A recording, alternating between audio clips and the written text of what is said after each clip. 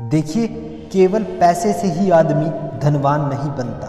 असली धनवान वही है जिसके पास अच्छी सोच, मधुर व्यवहार और सुंदर विचार है। नमस्कार, आदाब, जय हिंद। एक ऐसी ही छोटी सी कहानी। यह कहानी उस राजा की है जिसने जनता से क्रूरता कर बहुत सी दौलत इकट्ठा कर ली। उसने इस सारी दौलत को जंगल में बने अपने खुफिया तहखाने में खुफिया तौर पर छिपा दिया।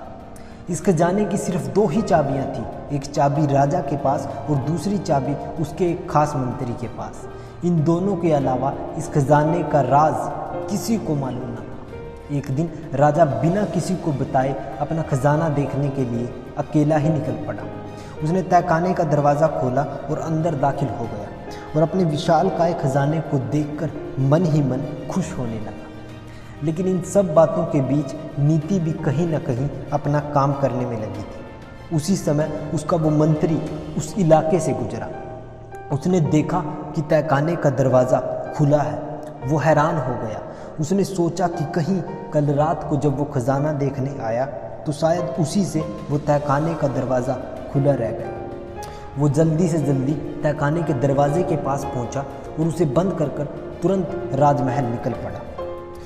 दूसरी तरफ जब राजा अपना खजाना देखकर संतुष्ट हुआ और दरवाजे के पास आया तो उसने देखा कि दरवाज़ा बाहर से बंद है। उसने दरवाजे को पीटना शुरू किया, लेकिन उस जंगल में उसकी आवाज़ सुनने वाला कोई न था। राजा चिल्लाता रहा पर अफसोस कोई नहीं आया। थक हार कर राजा भूख से पागल सा हो गया और वो रेंगते रेंगते हीरो के संदूक के पास गया और जाकर बोला कि क्या तुम मुझे एक गिलास पानी दे सकते हो। वो सोने चांदी के संदूक के पास गया और उनसे जाकर बोला कि क्या तुम मुझे एक वक्त की रोटी दे सकते हो। उसे लगा कि मानो हीरे जवाहरात सोना चांदी उससे बोल रहे हों कि तेरी ज़िंदगी भर की कमाई तुझे एक गिलास पानी और एक वक्त का खाना तक नहीं दे सकते। राजा बेहोश हो गया। जब उसे होश आया तो उसे यह बात मालूम हो गई कि उसकी मृत्यु निश्चित है। लेकिन वो इस दुनिया को एक संदेश देना चाहता था। लेकिन उस समय उसके पास कोई कलम या कोई कागज़ तक नहीं था।